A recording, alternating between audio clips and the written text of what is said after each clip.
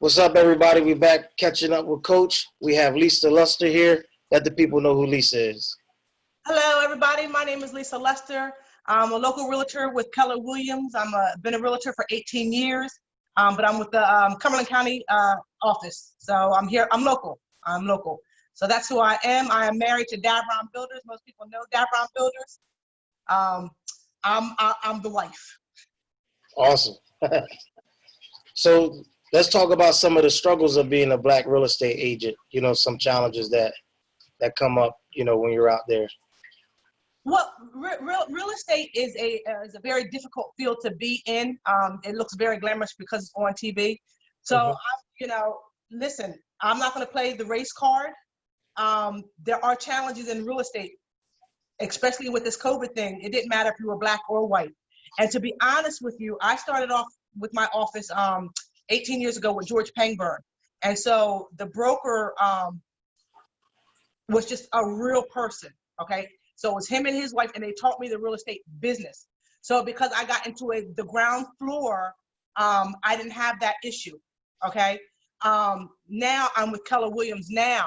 And let me tell you, when this thing happened, okay, the first thing the owner did, Gary Keller, was sent out a message saying that I stand for the Black community, which is, he was one of the first ones. And I was like, and I told my husband, I said, look at this. So I'm very proud to be part of that organization. And then our OP/broker, Nick Barrero, we have a very diverse culture in our own center. So we don't tolerate that. There is zero tolerance for that. So real estate is challenging in itself, whether you're Black or white. So I don't want to, to be honest with you, I never had any, I didn't have any problems because I was a Black agent. If you're good at anything, you'll knock down walls. That's right. Okay, and so I want people to know that. So I myself, do I understand there's racial barriers? Oh yeah. Do I walk outside and I feel people, you know what I mean? But it didn't hinder my own business, and it didn't stop me from growing my own business. So, you're going to find challenges. It's what are you going to do with it? So, but like I said, I was very blessed to start off with George Pangburn, and I'm blessed to end with Nick Barrero, and then all that in between. That was my growing area. But yeah, so Keller Williams, one of the first ones that stood up and said, I'm with the Black community. And so hats off to Keller Williams. Wow, that's awesome. Yeah, it was. Having obstacles and, just meeting it head on and not worrying about the obstacles, just, bringing quality to the table and letting it speak for itself. That's very important. Absolutely. Listen, we're in a hard time, right? Mm-hmm. And it seems like it circles, every 50 years? So You would think that in 2020 that we wouldn't be doing this again. Exactly. However, we are. And again, it's you and the young generation that is standing in the gap again, because it's the young people that bring about the change, right? Because in the 68, in the 65, 66, 66, it was all cultures that got together, and it was the young people that brought about a change. And we're seeing it again. We're seeing it with the protests, that it's the young people and all cultures coming together, bring about a change. And so they are in the times we're in, absolutely. And as being a Black woman, being a Black woman in the industry, it's a challenge of itself. Mm-hmm. But everything is mindset. Are you going to be beat down, or are you just going to fortify yourself and just go with it? And it's important who you surround yourself with in times like this. Wow, that's powerful. That's key. That's the truth. It really is, because listen, we all have lives, right? We all have situations that we come from. And so we're either going to use it as a building block, or we're going to use it as a stumbling block. Wow. That's it. And so are we going to build and grow, or are we going to stumble and fall and make excuses? My husband talks about that all the time. So mindset is key. So who am I surrounding myself with? And so I'm surrounding myself with leaders who want to make a difference. So I'm proud to connect with them and be a part of them. And so I'm open to have, this is a tough conversation we're having, right? That's right. Because, people don't either want to admit it, or if they do, they recognize it. How do we start this conversation? And I'm really proud of what you're doing. because this is how it starts. It just starts with a conversation. Can we talk? Can we talk? And that's how it begins. That's the truth. Good stuff. You Yeah. know, that being said, real estate, how can we get more of our youth involved in real estate and looking at that as a possible career path? Well, let me tell you, any time is a good time to be involved in real estate, okay? And I would love the youth to get involved with real estate. The way you build wealth is through real estate. Whether you're an investor, a flipper, you own apartment complexes, you own shopping malls, you own one rental house and somebody's paying you cash flow every month. Real estate is how you're going to build wealth. Even if you only buy one single house, you move into it and you pay a mortgage every month. After the end, if you stay there 30 years, okay, because that's what the old generation did, right? You had a house that paid off and the equity just built. So now that is a huge asset. Instead of paying rent to somebody, that it goes towards nothing, okay? So if I could capture the young people, I would tell them, save your money and own your own house. Wow, that's awesome. Yeah, that's key, because home ownership is a good thing to have. And like you said, it's an asset, Well, and exactly that. Think about it. You're working a 40-hour job. Most people don't like where they work. Most people don't like their boss. And most people don't even like the employees that you're working with, right? Can you imagine going home to a place that you don't even want to live in? Because, so you don't mind walking out of your door, walking into your door, and you looking around saying, this is why I'm working so hard, right? Yeah. Now you can get up and that job is a little bit more palatable because now you're going to a home that you're like, oh, okay, I see why I'm doing it. Exactly. That's huge. Yeah, it sure is. Yeah. So with some of the testimonials that you get from customers, could you explain, like even with yourself, the joys and the accomplished feeling that you get from being a homeowner? Well, one, I am blessed to be a homeowner. And it seems like a small part, okay? But you think about it. Home is where all the memories are made, okay? Yeah. So for me to be a part of working with somebody, sitting them down, teaching them the process, especially if they've never done it before, making them understand this is what we're doing, going around, showing the houses, and seeing that look on their face when they see the house and they know that's it. See, our job is not to sell them a house, right? The house sells itself. You either like it, it's either a perfect match or it's not. And you can tell because they get chatty. They're in the drive, they pull up, and you can just see, look, I'm getting goosebumps because, they look around the neighborhood and they're like, before they even walk in, they're like, I like the neighborhood. And their talk is different. So they go through the house, they look at the kitchen, they're like, yes, the bathrooms, yeah, this is just what we were looking for. Oh my God. And to know that I was a small piece of doing that and that they can be in that house building memories. Maybe they have their first child there. Maybe they stay there long enough. Their kids graduate, they go to high school. So I'm part of marrying somebody's dream and making that dream come true. And that's where the memories are made. That is my passion right there. That's awesome. That's key. Like you said, seeing that joy on somebody's face, becoming a homeowner, and seeing them, like you said, a house, a legacy, somewhere to sitting across that closing table and you pass those keys off to them. And they're like, oh, yeah, because you don't get the keys until that last paper signed, right? Yeah. And you're doing the final walkthrough and they're getting all antsy and you're sitting there, and we're having conversations because the lender is having them sign the papers. And so we're having conversations, and when it's all said and done, they're like, okay, what now? And you just pass the keys and say, congratulations. Wow. They've earned that, and then so to say I was a part of that, oh, that is everything. That is everything. That's good. That's powerful stuff. So with that being said, one of the things that a lot of people meet a roadblock at is credit. So let's talk about the importance of credit, your credit score, and how all that works in the mix.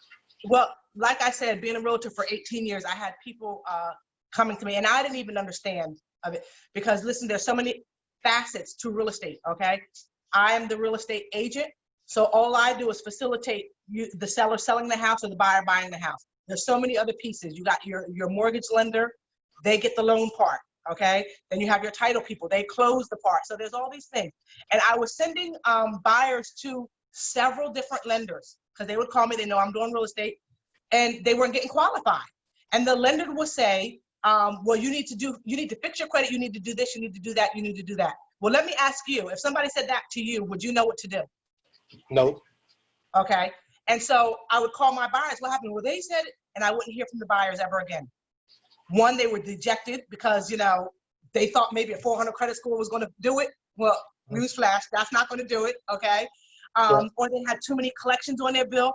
And so when I saw this program that I got involved with last year, it was an answer to a prayer that I didn't even know I was praying, because it's a whole financial literacy company. Listen, we're not being taught finances in school.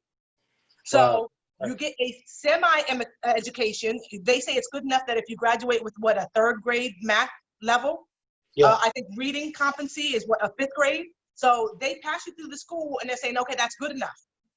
Well, people don't realize everything is credit driven. Do people realize that their home insurance is based on your credit score? Your car insurance is based on your credit score. Even getting to certain rental places is credit score. Because I know even if the rentals are listed through the MLS, you have to do a whole background check, a whole credit check and everything. So you're not even going to be able to look at the houses if you don't have credit, okay? You can't even get your utilities turned on without them asking for your social security number. And they don't realize this. And so the first step to be able to become a homeowner is getting pre-approved. Now, with this COVID, before COVID, you were able to get qualified for a mortgage at a 580 credit score. Okay? A week after, when COVID happened, and then I think it was supposed to be 2.7 million people they were projecting to apply for unemployment. The number surpassed it in the threes, and the investors freaked out. And Chase went from 580 credit score to the next day you needed a 700 credit score. Blink, no questions asked. Wow. Okay, and so we had people in the pipeline that were getting ready to go to closing table, no longer qualified, already under contract, all ready to go, no longer qualified because the parameters of the qualifications changed like that. Wow. So credit is key with everything, And if I could get the young people to understand that, I've said this before, it's intentional. Do you mind me asking how old you are? Myself? Yes. 35. Okay. So did you ever get a job that you got paychecks? Yes. So do you remember the paychecks? Yep. Okay. So you had jobs, you would get a paycheck, you'd sign the back of the paycheck, you go to the bank, you cash the paycheck, you put some money in the bank, you'd have some money in your pocket now, right? Yep. I don't even know if there are any jobs that give paychecks anymore. Everything is direct deposit. Yep, that's the truth. So as a result of direct deposit, people no longer have a relationship with the money. It goes in there, they got a plastic card, they go zoop, zoop, zoop, zoop, zoop, and they hope by the time they hit that last zoop, there's money in the account. You have no idea where the money goes. People don't live by a budget. So Wow. they pay bills. If after they went out, there's money left over to pay the bills. It's crazy. And it's intentional. I think about that. So if we don't have a relationship with money, then you don't know how money works. You don't even know where the money goes. And so people are working. I said it used to be a generation that it was from paycheck to paycheck. Well, unfortunately now, people are getting paid and the money's not meeting the next paycheck. That's There's right. a gap in between where they're short. Exactly. And that short period, it means their interest rate is so high. So they're being charged astronomical fees, and that's why their paychecks aren't meeting paycheck to paycheck. So imagine if you had a 750 credit score, and I'll give you an example. If you had a 750 credit score, right? Mm-hmm. And you bought a house for $175,000. Your monthly payment for that house would only be $726. Wow. 3 bedrooms, 2 bathrooms, full basement garage. Wow. $726. Sheesh. Okay? People can't buy rent apartments in the city for that. Sure can. So look at what that can do for you. So instead of paying maybe $300 a month in car insurance, maybe you only pay $115 in car insurance. Wow. So their money is going away in interest rates. That money they could be saving. It's if they could get that, everybody would get their power back. You know why? You know, since I'm on a tangent, I feel like I'm on a roll here. Okay. Now, you want to make some changes? Let's make some changes. Change your credit. Then you can move into any neighborhood you wanted to. Wow. You want to make some people mad? Start moving into different neighborhoods. AJ, you can hear him real quick. He's getting ready to start, okay? You want to get mad? Walk into a car dealership. They may look at you crazy, right? Mm-hmm. But then when they're like, can I help you? Well, never mind. I'll decide to go ahead and go off the street because maybe they want my business. That's right. And so you want to make a difference? Change your credit score. I promise you it'll change everything. Wow. It'll change everything. That's powerful. You know, because like credit becomes credibility in a sense, you know? Well, that's what they're looking at. They're looking at, see, there's 5 facets to credit scores. So the first, how you get your credit score, the first part is 35% is payment history. So you pay your bills on time, right? So you pay the bills that are reported to the credit bureau, you pay them on time. Your next part is the credit utilization. So if you say you have $1,000 worth of credit cards, you're only supposed to use 30% max. So what happens is when these lenders, and the lenders use the same thing. So it doesn't matter if you're looking for a car loan, doesn't matter if you're looking for a mortgage, it doesn't matter if you're looking for student loans, doesn't matter if you're looking for lines of credit. They pull the credit score and the calculations are the same thing. So they're looking to see, okay, if I'm going to let you borrow $175,000, I want to see how you're going to handle my money. If you can't handle yours, you surely can't handle mine. Denied. Wow. And they don't understand that's exactly how it works. Wow, that's good information. Thanks for sharing. Yeah. I'm telling you, before this COVID and we were shut down, we were doing what you call overviews every 2 weeks in Vineland, and we're having people come together. But we have webinars every night, and I'm trying to put it out there and let people know, you know, it's less than $3 a day to get your credit repaired. Wow. Less than $3 a day. People spend more than that stopping every morning at Wawa. Sure do. Mm-hmm. And we don't do just credit repair, it's 12 services.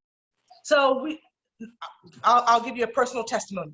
So we own our own house, okay? My husband's got his own business, so we got several cars and trucks and everything and calculations. So we have what you call a debt payoff tool. So we pulled because our house was paid off, so we pulled our equity out of our house to reinvest. So now there's another mortgage on the house like if we bought the house for the first time, right? Mm-hmm. And so we have the mortgage, the credit cards, the 2 cars, the truck, you know, and all that other stuff.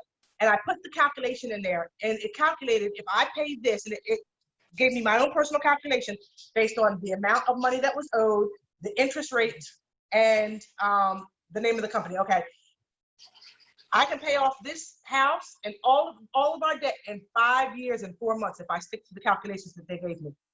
Wow. A 30-year mortgage can be paid off in 5 years. Wow. Wow. What kind of money are you saving now? Exactly. We're not being educated. That's right. You know, we're throwing the barbecues. Everybody's going to the barbecues. Yep. But you don't just go to the barbecue because you got to get the right outfit to go to the barbecue. That's and you true. got to make sure the hair is right. Then you got to make sure the nails are right. Don't look at my nails because I don't do nails, right? You see, I stopped coloring my hair. But I decided this was intentional.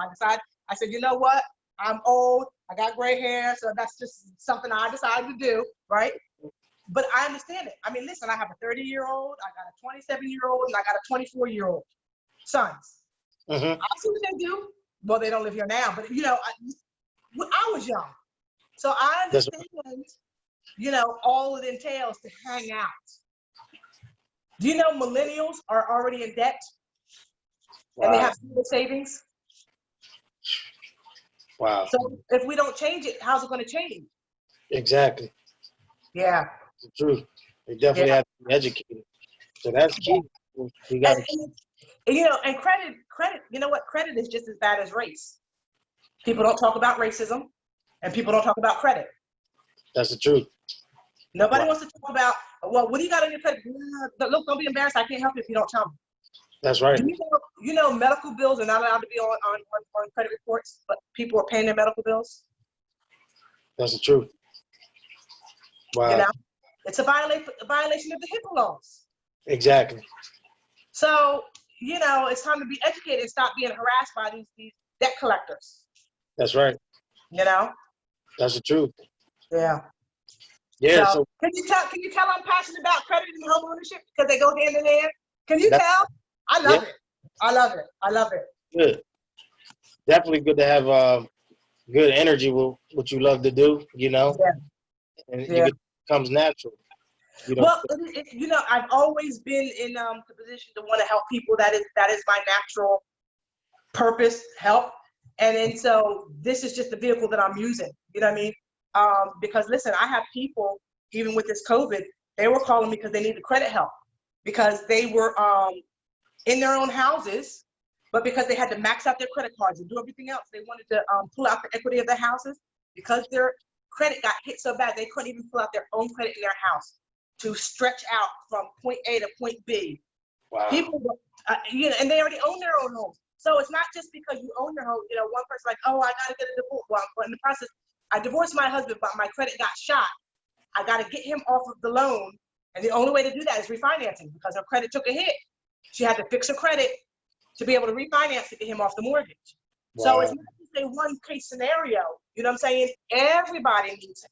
And again, let me tell you, and people don't realize it. See, social media is doing their thing. That's right.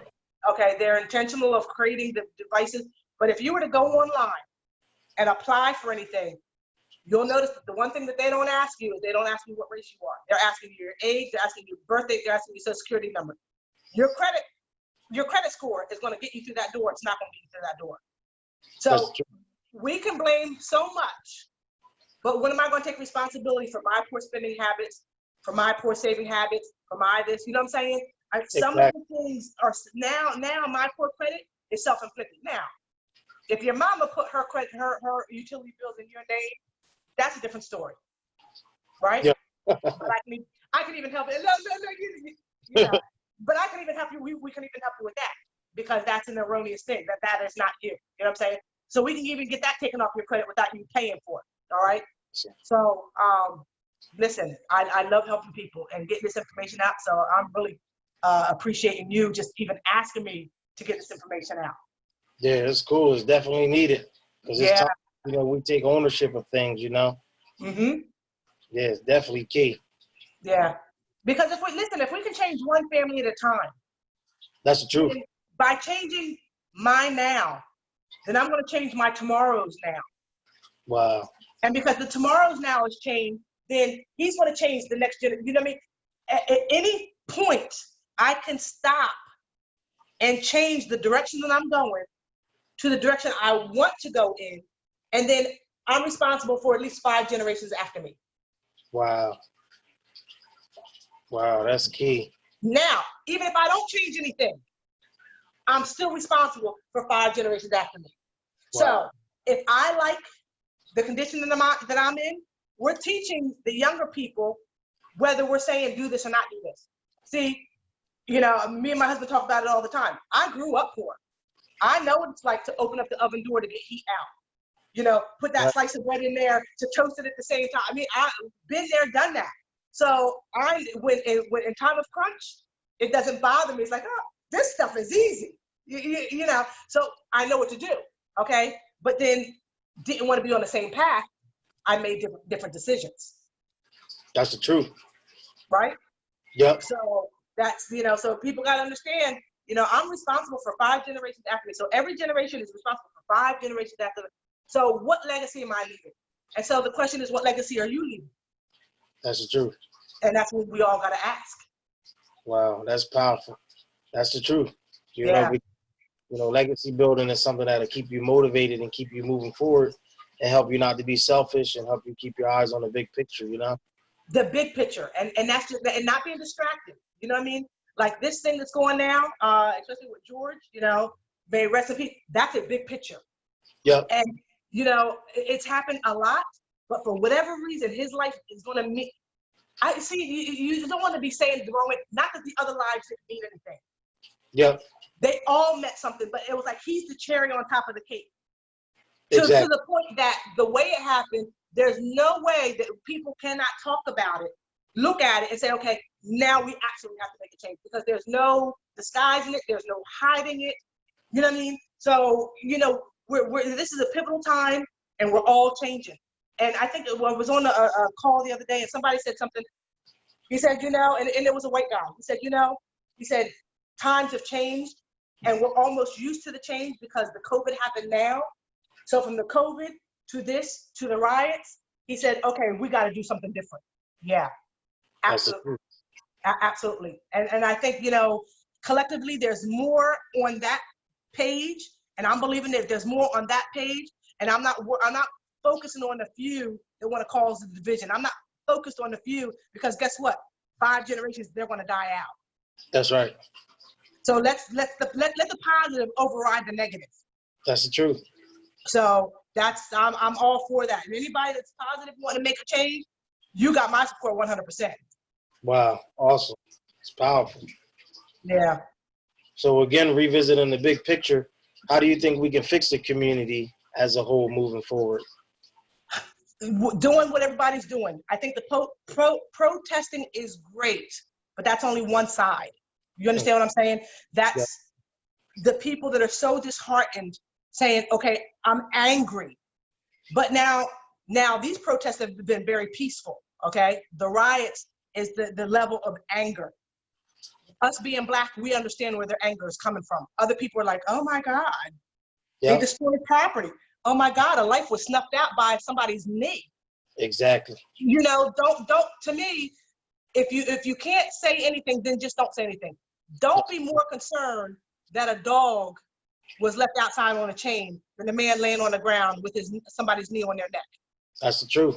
Okay, so I think the protesting is showing, and I think it's going to grow away. I think the biggest change is going to be what we're doing, dialogue. Okay, not me talking my side and me trying to change your mind. That's right. I'm no longer trying to change your opinion. You're either going to want to hear me or you're not. I'm not trying to talk at you. Can we talk? So that's one thing that I'm going to go back to Keller Williams. That's one of the things that as a matter of fact, they're in the process now of creating a summit of saying, how can we make a change? Because even the head realized, he said, oh, wait a minute. When I hired men, I hired older white men. And in turn, they hired older white men. And you know, do we have minorities in leadership? Absolutely, but a very small number. And so then when they looked around, it's like, oh, it wasn't intentional, but it just happened. How do we go about changing this? And how do we let people know, you know, that that's not we as the company stand for? Now, have some people said some negative things? Yes, they did. And guess what? They lost their OP ship. Their offices got shut down.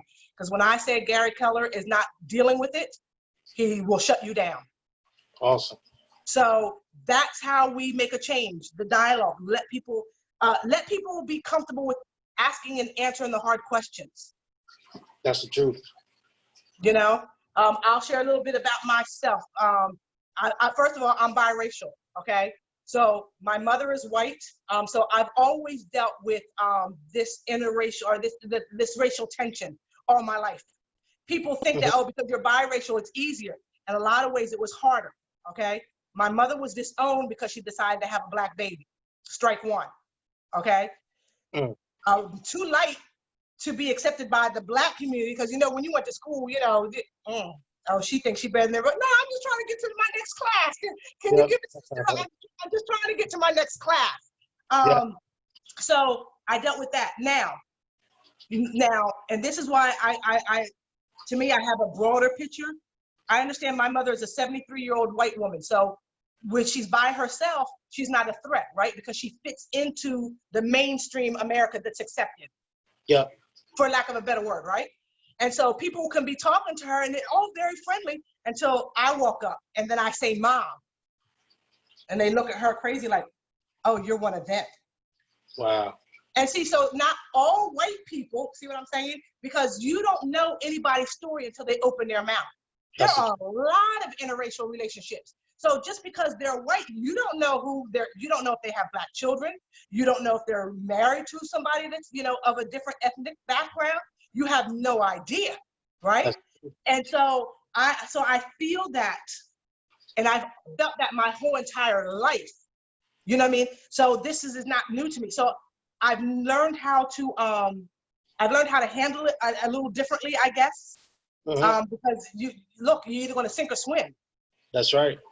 You know what I mean? So, I've had that dialogue with people.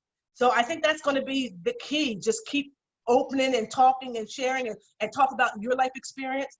And I said in a video, I said, listen, my grandfather was born here, but his parents weren't. So my mother is only second generation here. Wow. Think about that. Now she's white, only second generation here, right? Now Yep. he was from Ireland.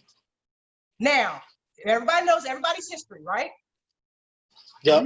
The Irish were considered the black folks of the white people. They were less than nothing, blah, blah, blah. So everybody's, St. Patrick's Day to now. But so he had to change his name from Mick to Mac. So he went from Irish to Scottish by just the changing of his name. Wow. To be able to fit in. So if everybody would talk about their history and go to their grandfather, well, how did you have it hard? And just go in your own household and talk about, did you have a struggle? That's right. And so because it's easier for you now, did you forget your struggle? That's the truth. And I think that's where we'll grow. And, younger people, look, hatred is taught. Hatred, nobody's born with hatred. That's something that's taught. And so my hats off, if we can get the youth and have the youth talking and dialoguing and saying, okay, you know what? I understand if the older people have problems, that's not gonna be my problem. That's true. And if we can corral the youth, I think we're gonna have, it'll go well. Yeah, sure will. Yeah. We appreciate it. And I said that when we started off, it's always been the young people that made the changes. They were the ones that weren't afraid to march. That's right. They're still marching today. Yep, sure is. So yeah. So Cool. everybody needs to be encouraged. They need to be encouraged in times like this. That's the truth. Because we had a format that worked. Change is slow. Think about it. If I have a habit that I need to break, that's my own personal habit, it don't break overnight. Sure don't. That's the truth. Sometimes you need, just listen what the Creator did to Moses and them folks. They had an 11-day journey that turned into 40 years. That's right. And the reason it turned into 40 years is because they had to get rid of the older generation. That older generation couldn't go into the new land because they would have taken that old stuff into the new land. That's right. Wow. The Creator did that. Amen to that. So we have a blueprint of what works, right? Yep. So we're just gonna keep on walking. Let the old die off. And I'm talking about not old people, I'm talking about old way of thinking, old ways, old habits, old ways of doing things. Let the old die off and the new will walk into the new land. That's the truth. Powerful. Awesome. That's how we'll do it. That's the truth. Well, appreciate you, sis. Thanks for coming on with Catching Up with Coach. I appreciate you having me. I'm telling you, I'm excited about this, and anything I can do, let me know. Listen, if you even get your youth together, I would even be willing to go out and talk to the youth now. Wow, awesome. Finances. Cool. Okay? Get their parents around them. Let's talk about finances. Let's get some changes made here. That's right. Definitely. Let's set it up. Okay? Anytime. I'll give you my phone number in Messenger when we're done here. All right, cool. Oh, but you know what? No, wait a minute. Let me give everybody, because we're going to create a link here, right? Yep. Okay. So if you need any real estate needs, my name is Lisa Luster. My number is 856-466-4401. If you know anybody that needs help with credit because they've been struggling for too long, again, my number is 856-466-4401. I am here to help. I'm passionate about helping. And if you don't need the help or want my help, please don't be selfish. Share my information because somebody does. That's the truth. Powerful. And definitely, I got to get with you. I got to see how the whole real estate stuff works. Okay. Okay. I'm telling you, you know, anybody that's looking to become a realtor, our office has already, and we didn't even skip a beat because we already had the platform technology. Nobody beats us. Nobody. And if you think about this, we're the only real estate company that does not advertise. Why? We don't need to. Wow. That's good. Every time you see, when you go around the area, what do you see? You see a red and black sign, red Yep. and black sign, red and black sign. That's the truth. That's my case. Cool. Have a good one, sis. Enjoy the rest of your day. All right. Thank you so much. You're welcome. Take care. All right.